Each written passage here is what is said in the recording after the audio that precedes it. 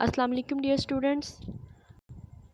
Today we will discuss the topic from the chapter number 8 that is alkenes. आप लोग पहले से chapter number 8 के टॉपिक्स को डिस्कस कर चुके हो, इंट्रोडक्शन ऑफ एलिफेटिक हाइड्रोकार्बन्स को, नॉमेनक्लेचर को और देन एल्कीन्स को आप डिस्कस कर चुके हो। आज हम जो टॉपिक पढ़ेंगे वो एल्कीन्स है, हाइड्रोकार्बन्स हैं। तो हम step by step first of all इनका इंट्रोडक्शन पढ़ेंगे एल्कीन्स का। Alkenes have two hydrogen atoms less than corresponding saturated hydrocarbons. सबसे पहले एल्कीन्स के बारे में जो बात है वो ये है कि ऐसे हाइड्रोकार्बन्स जिनमें सैचुरेटेड हाइड्रोकार्बन्स ऐसे जिनमें से दो हाइड्रोजन जो हैं वो लेस हो जाती हैं, उनको हम क्या कहते हैं? एल्कीन्स कहते हैं। दो हाइड्रोजन लेस हो जाने का मतलब है कि एक पेयर ऑफ इलेक्ट्रॉन्स जो है वो हमारे पास आ गया। अब वो पेयर ऑफ इलेक्ट्रॉन कहाँ जाएगा स्टूडेंट्स? दो कार्बन जो हैं वो उस पेयर ऑफ इलेक्ट्रॉन को शेयर करके एक डबल बॉन्ड बना लेंगी। ठीक है, तो हम कहेंगे कि एल्कीन्स में टू हाइड्रोजन एटम्स लेस होते हैं than saturated hydrocarbon that are alkenes. Alkane से दो हाइड्रोजन कम होते हैं लेकिन इनमें डबल बॉन्ड जो है वो प्रेजेंट होता है। एल्केन्स में डबल बॉन्ड नहीं होता, एल्कीन्स में डबल बॉन्ड होता है।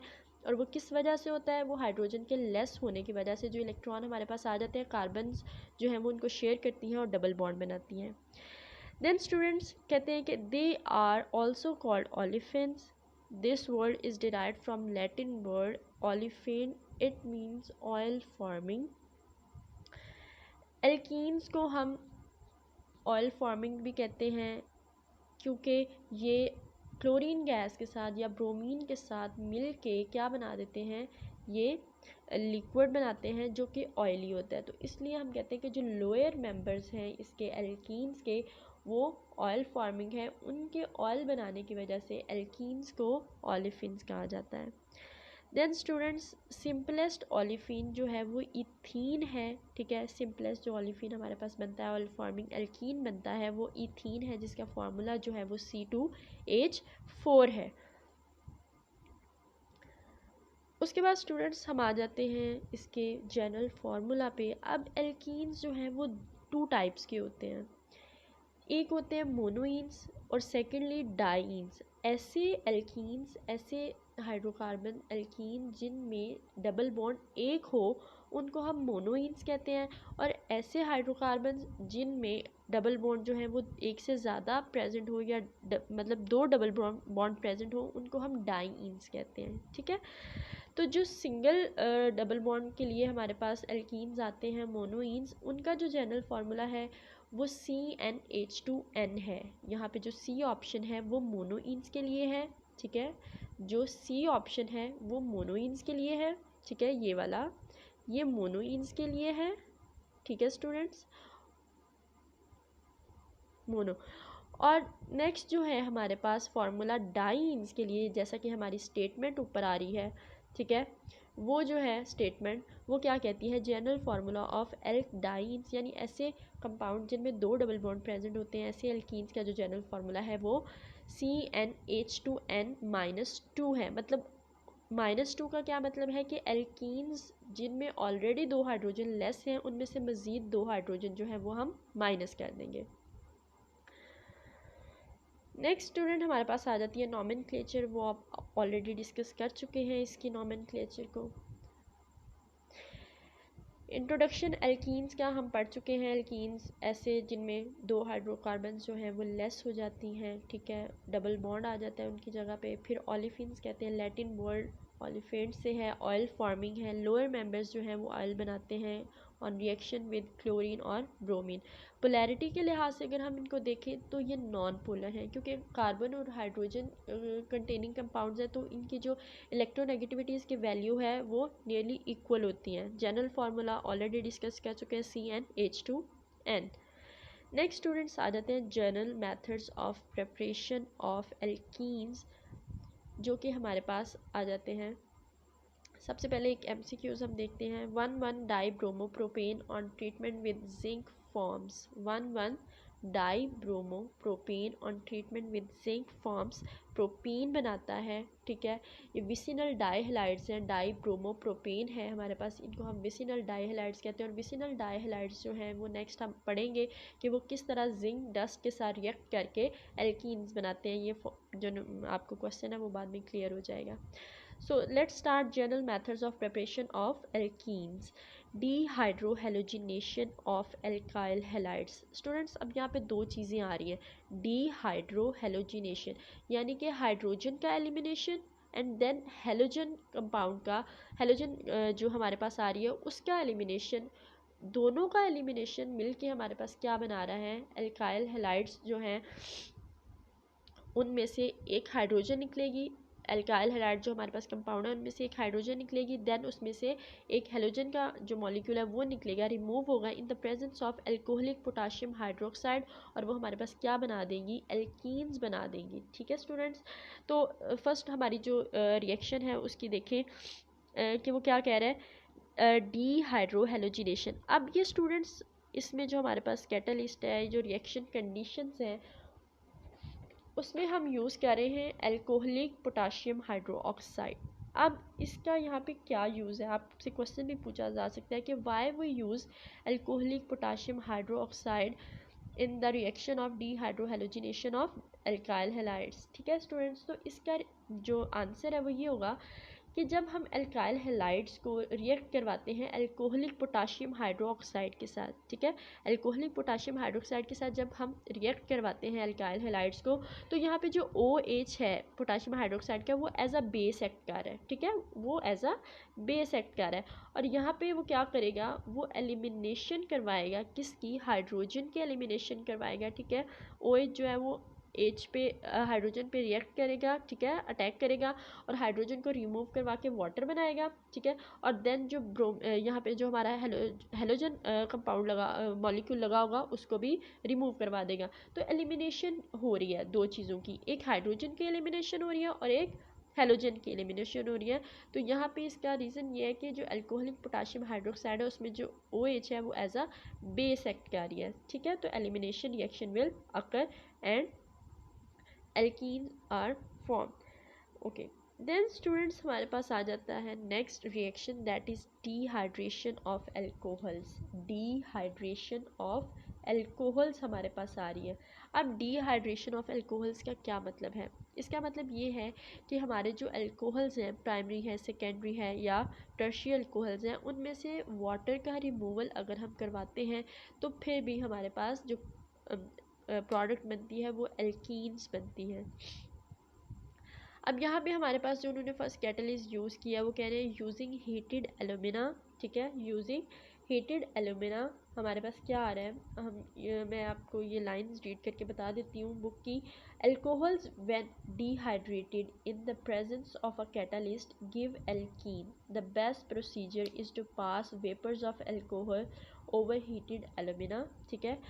क्या होता है कि हीटेड एलुमिना जो है वो जब हम पास करवाते हैं वेपर्स ऑफ एल्कोहल के ऊपर से, ठीक है, हमारा जो भी एल्कोहल है वो प्राइमरी है, सेकेंडरी है या टर्शरी है, उसके वेपर्स पहले बनते हैं, ठीक है, उनको हम वेपर फॉर्म में लेके आते हैं, देन हम उसको पास करवाते हैं ओवर हीटेड एलुमिना, तो वो इसकी क्रैकिंग करवा देता है, ठीक है स्टूडेंट, इसकी क्रैकिंग हो जाती है और हमारे पास जो कंपाउंड बनता है वो एल्कीन बनता है प्लस वाटर वेपर्स बन जाते हैं, ठीक है।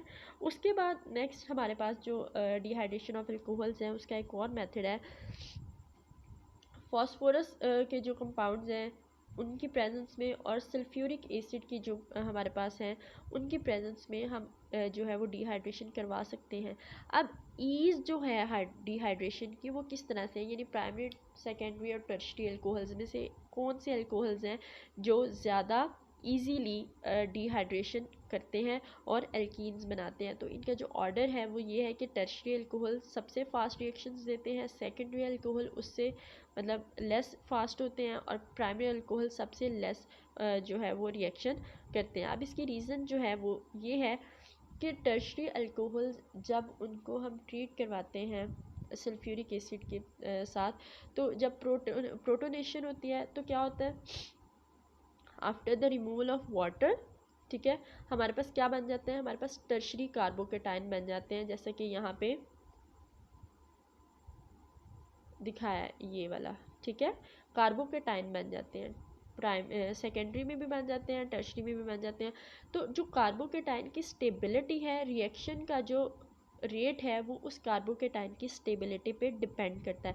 जितना कोई कार्बोकेटाइन स्टेबल होगा वो उतना इजीली अपने आप को रीअरेंज करेगा और हमारे पास क्या बना देगा, एल्कीन्स बना देगा। जैसे कि यहाँ पे उन्होंने टर्शरी एल्कोहल्स की एग्जांपल दिया है। हम सबसे पहले उसकी प्रोटोनेशन करवा रहे हैं, ठीक है। प्रोटोनेशन करवाने के बाद क्या हुआ है, हमारे पास जो है वो चार्ज आ गया ऑक्सीजन पे पॉजिटिव। देन हम क्या करेंगे, यहाँ पे रिमूवल ऑफ वाटर बन आ गया, ठीक है। सेकंड स्टेप में रिमूवल ऑफ वाटर है। अब यहाँ पे रिमूवल ऑफ वाटर के बाद कार्बन पे प्लस का साइन आ गया, प्लस का चार्ज आ गया। इसका क्या मतलब है कि ये कार्बोकेटाइन बन गया, एक आइन बन गया, जिसको हम क्या कहेंगे, कार्बोकेटाइन। अब ये कार्बोकेटाइन जो है ये सबसे ज़्यादा स्टेबल जो है वो टर्शरी अल्कोहल्स का होता है। और टर्शरी अल्कोहल्स का जो कार्बोकेटाइन है वो अपने आप को रीअरेंज करेगा, हाइड्रोजन का जो यहाँ से बॉन्ड है वो शिफ्ट होगा, ठीक है। और यहाँ पे हमारे पास एल्कीन आ जाएगी। ये आप देखें, यहाँ पे जो है हाइड्रोजन वो उसका बॉन्ड जो है वो शिफ्ट हो रहा है, और जो हमारे पास टर्शरी अल्कोहल थी उससे हमारे पास जो प्रोडक्ट बनी है वो क्या बना है, एल्कीन्स बन गए, ठीक है स्टूडेंट्स। अब हमारे पास सल्फ्यूरिक एसिड जो है वो एज अ डीहाइड्रेटिंग एजेंट यूज़ होता है, इसलिए हम इसको अल्कोहल्स की डीहाइड्रेशन में इस्तेमाल करते हैं।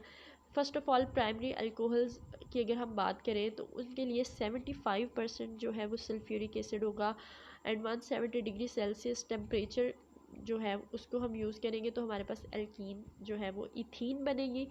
Then 60% sulphuric acid at 100 degree Celsius है तो हमारे पास जो एल्कोहल्स हैं वो सेकेंडरी हैं, ठीक है। देन जो है हमारे पास आ जाता है 20% सल्फ्यूरिक एसिड जो है at 85 degree Celsius, tertiary alcohols हैं। यहाँ पे एक चीज़ थोड़ी सी रॉन्ग है, वो आपको जो है वो मिसगाइड ना करें। यहाँ पे कार्बन के जो बॉन्ड है यहाँ पे हाइड्रोजन नहीं आएगी, जस्ट कार्बन होगा, क्योंकि ये टर्शरी जो है वो एल्कोहल है। At 20 degree Celsius, sorry 20% sulphuric acid and 85 degree Celsius temperature, जो हमारे पास टर्शरी अल्कोहल्स हैं वो क्या बना देंगे, वो कार्बोकेटाइन पहले बनाएंगे जैसा कि मैकेनिज्म में दिखाया है, उसके बाद अपने आप को रीअरेंज करने के बाद एल्कीन्स बना देंगे। अब इसकी रीज़न भी मैंने आपको बता दी कि जितना कोई कार्बोकेटाइन ज़्यादा स्टेबल होगा उतनी ही उसकी जो है वो ईज़ होगी कि वो रिएक्शन दे। नेक्स्ट स्टूडेंट हमारे पास आ जाता है डीहेलोजिनेशन ऑफ विसिनल डाईहेलाइड्स।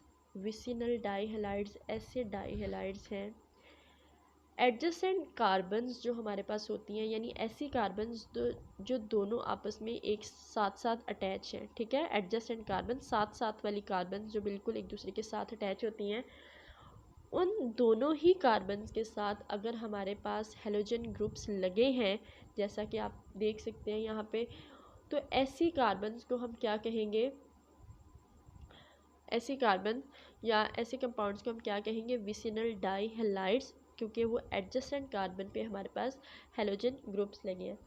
तो विसिनल डाईहेलाइड्स की डीहेलोजिनेशन अगर हम करवाएं तो वो कहते हैं कि vicinal dihalides have 2 halogens on adjacent carbon, ठीक है, carbon atom. Dehalogenation occurs when dihalide is treated with zinc dust in an anhydrous solvent like methanol और एसिटिक एसिड, ठीक है स्टूडेंट्स।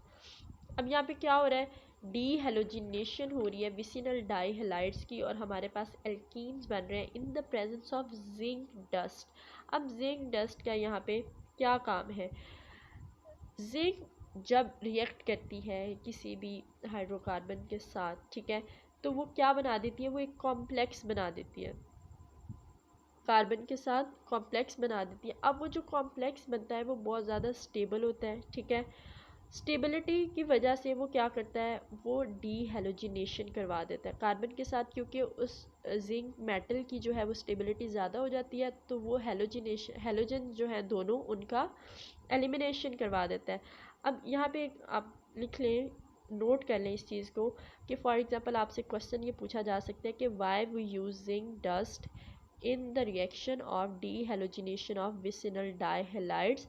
तो इसके आंसर में आप ये लिख लें कि reduction of vicinal dihalide by zinc metal proceed by way of oxidative insertion of zinc.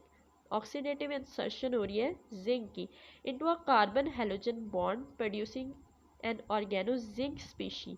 एक ऑर्गेनो जिंक हमारे पास जो है वो कॉम्प्लेक्स बन जाता है जो कि बहुत ज़्यादा स्टेबल हो जाता है, विच अंडरगोज डीहेलोजिनेशन। मैं आपको इसका एक रिएक्शन भी करके दिखा देती हूँ, ठीक है। कार्बन एंड कार्बन, ठीक है। यहाँ पे हमारे पास CH3 है, CH3, यहाँ पे हमारे पास हेलोजन अटैच है। सिमिलरली यहाँ पे हमारे पास एक हेलोजन है, यहाँ पे हमारे पास एक R ग्रुप है, ठीक है, यहाँ पे, और एक यहाँ पे हमारे पास R ग्रुप है। अब इन द प्रेजेंस ऑफ जिंक, ठीक है, जिंक की डस्ट की प्रेजेंस में क्या होगा कि जब जिंक आएगा तो जिंक जो है वो यहाँ पे कार्बन के साथ, इस कार्बन के साथ हमारे पास क्या करेगा,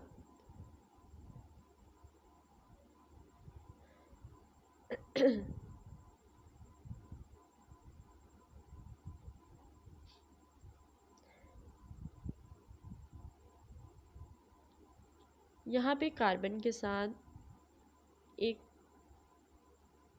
कॉम्प्लेक्स बना लेगा, ठीक है।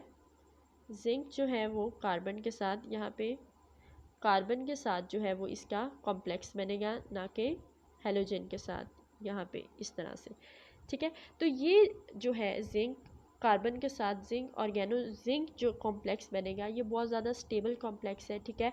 अब ये कॉम्प्लेक्स क्या करेगा, इसकी एलिमिनेशन करवाएगा, ठीक है, हेलोजन्स की एलिमिनेशन करवाएगा। ये बॉन्ड यहाँ से शिफ्ट होगा इधर और ये ब्रोमीन जो है यहाँ से लीव कर जाएगी। तो हमारे पास नेक्स्ट क्या बन जाएगा, ZnBr, सॉरी मैं इसको रेस करके दोबारा लिखती हूँ, ठीक है। यहाँ पे हमारे पास जो बनेगा वो हमारे पास बन जाएगा ZnBr2, ठीक है। तो ये हमारे पास आ जाएगा, ओके। तो मैं एक दफ़ा रिपीट कर देती हूँ इस आंसर को, that reduction of vicinal dihalide by zinc metal proceed via oxidative insertion of zinc. Oxidative insertion हम इसको कह रहे हैं क्योंकि यहाँ पे हमारे पास एक और जो है वो सॉल्वेंट यूज़ हो रहा है जिसको हम कहते हैं एनहाइड्रस सॉल्वेंट, जैसे कि मेथनॉल है। तो उसकी प्रेजेंस में ऑक्सीडेटिव इंसर्शन होगी into a carbon halogen bond producing an organo zinc complex, ठीक है, which is more stable and which causes and undergoes dehalogenation, ठीक है। विसिनल डाइहैलाइड्स की डीहेलोजिनेशन हो जाएगी और हमारे पास एल्कीन्स आ जाएगा, ठीक है स्टूडेंट्स। तो यहाँ तक जो हमारा टॉपिक है उसमें अगर आपको कोई प्रॉब्लम हो तो आप क्वेश्चन पूछ सकते हैं। इसके अलावा एग्जांपल्स जो हैं आपकी बुक की जो एक्सरसाइज है उसमें जो क्वेश्चंस हैं उनके बारे में कुछ डिस्कस कर लेती हूँ। एक दो क्वेश्चंस हैं जो एल्कीन्स में से आते हैं। फॉर एग्ज़ाम्पल अभी जो एल्कीन्स के बारे में क्वेश्चंस हैं वो ये हैं कि हमारे नॉमेनक्लेचर के बारे में ज़्यादा क्वेश्चंस है, ठीक है। सबसे पहले उन्होंने कहा है कि give structural formula of alkenes expected to form by the dehydrohalogenation of following compound with a strong base. ये क्वेश्चन नंबर जो है ये 12 का पार्ट बी है। Give structure formulas of alkenes expected to form by the dehydrohalogenation of following compounds with a strong base. अब यहाँ पे उन्होंने 3 हमें दिए हुए हैं कंपाउंड्स।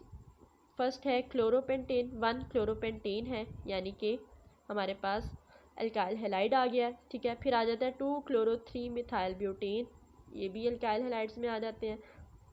देन है 1 क्लोरो 2 डाई मिथाइल प्रोपेन। अब स्टूडेंट्स हम लोगों ने एल्काइल हैलाइड्स की जो डीहाइड्रोहेलोजिनेशन पढ़ी है वो हमने पढ़ी है एल्कोहलिक पोटाशियम हाइड्रोक्साइड की प्रेजेंस में। तो same is the case in तीनों में ऐसे ही होगा। एल्कोहलिक पोटाशियम हाइड्रोक्साइड जब रिएक्ट करती है अल्काइल हैलाइड्स के साथ, तो बेस जो है वो क्या करवाती है, एलिमिनेशन करवा देती है किसकी, हाइड्रोजन की और हेलोजन मॉलिक्यूल की। तो हमारे पास क्या आ जाएगा, इसका जो कंपाउंड बनेगा, ठीक है, नेक्स्ट प्रोडक्ट जो हमारी फर्स्ट 1 क्लोरोपेंटीन को जब हम रिएक्ट करवाएंगे अल्कोहलिक पोटाशियम हाइड्रोक्साइड के साथ, तो हमारा जो प्रोडक्ट बनेगा वो 1 पेंटीन बनेगा, ठीक है, वो हमारा क्या प्रोडक्ट बनेगा, 1 पेंटीन, ठीक है। उसके बाद हमारा आ जाता है 2 क्लोरो 3 मिथाइल ब्यूटेन, ठीक है, 2 क्लोरो 3 मिथाइल ब्यूटेन। जो चेन है हमारे पास वो 4 कार्बन की है, 4 कार्बन कंटेनिंग है, जिसकी सेकंड पोजीशन पे Cl जो है वो लगा है और थर्ड पोजीशन पे मिथाइल ग्रुप लगा है, ठीक है। अल्कोहलिक पोटाशियम हाइड्रोक्साइड की प्रेजेंस में सेम डीहाइड्रोहेलोजिनेशन हो रही है अल्काइल हैलाइड्स की, ठीक है।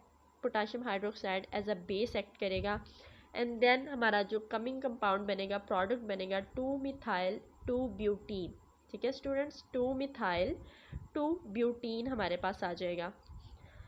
देन हमारे पास आ जाता है 1 chloro 2 di methyl propane, 1 chloro 2 di methyl propane. ये थर्ड उन्होंने हमें कंपाउंड दिया है कि अगर हम इसको अल्कोहलिक पोटाशियम हाइड्रोक्साइड के साथ रिएक्ट करवाएं तो हमारे पास कौन सी एल्कीन बनेगी। तो स्टूडेंट्स अब इसका थोड़ा सा कॉम्प्लेक्स केस वो इस तरह से है कि अगर हम देखें 1 क्लोरो 2 डाई मिथाइल प्रोपेन का फॉर्मूला हम देखें तो हमारे पास क्या आ जाती है। सबसे पहले तो हम ये करेंगे कि ये 3 कार्बन कंटेनिंग कंपाउंड है, ठीक हो गया, प्रोपेन है तो इसका मतलब ये है कि चेन में कितनी कार्बन हैं, 3। उसके बाद वो कह रहा है कि इसकी नंबरिंग अगर हम करते हैं तो यहाँ से फर्स्ट, सेकंड और then this is third, clear है, ओके। अब उसने कहा है कि 1 क्लोरो का मतलब क्या हो गया, हम यहाँ पे लगा देते हैं Cl, 1 chloro 2 di methyl, this is second carbon, तो यहाँ पे 2 मिथाइल ग्रुप अटैच है, ठीक है, और एक यहाँ पे 2 डाई मिथाइल, देन ब्यूटेन, तो यहाँ पे सिंपल क्या आ जाएगा, CH3, क्लियर है स्टूडेंट्स, ओके। यहाँ पे फर्स्ट कार्बन के साथ भी हमारे पास 3 हाइड्रोजन्स जो है वो आ जाएंगी। अब ये फार्मूला किसका है, ये है 1 क्लोरो 2 डाई मिथाइल प्रोपेन, ठीक है। इसको अगर हम अल्कोहलिक पोटाशियम हाइड्रोक्साइड के साथ रिएक्ट करवाते हैं तो ये कोई रिएक्शन भी नहीं देगा स्टूडेंट्स। क्यों नहीं देगा, क्योंकि डीहाइड्रोहेलोजिनेशन जो है अल्काइल हैलाइड्स की, उनकी एक जो हमारे पास आ जाती है कंडीशन, वो ये आ जाती है कि बीटा हाइड्रोजन प्रेजेंट होनी चाहिए, ठीक है। जिस कार्बन से हम हाइड्रोजन रिमूव करवा रहे हैं उस कार्बन के साथ एक बीटा जो है हाइड्रोजन, वो बीटा कार्बन होती है, ठीक है, क्योंकि फर्स्ट जो है जिस कार्बन के साथ Cl का मॉलिक्यूल लगा है वो अल्फा कार्बन होगी, ठीक है, नेक्स्ट जो है वो बीटा कार्बन होगी। तो बीटा क्योंकि एडजेसेंट कार्बन है अल्फा से, तो उसके साथ हाइड्रोजन का होना ज़रूरी है क्योंकि वही हाइड्रोजन जो है वो रिमूव होगी। अब क्योंकि इस कंपाउंड में जो हमारे पास बीटा हाइड्रोजन है वो नहीं है, this one is beta hydrogen, beta carbon, तो इसके साथ कोई भी हाइड्रोजन नहीं अटैच, इस वजह से कोई हाइड्रोजन का रिमूवल नहीं ही पॉसिबल, तो हमारे पास कोई भी प्रोडक्ट नहीं बनेगा। क्लियर है स्टूडेंट्स, आई होप आपको आज का लेक्चर अच्छे से समझ आया होगा। तब नेक्स्ट लेक्चर तक के लिए अल्लाह हाफिज़।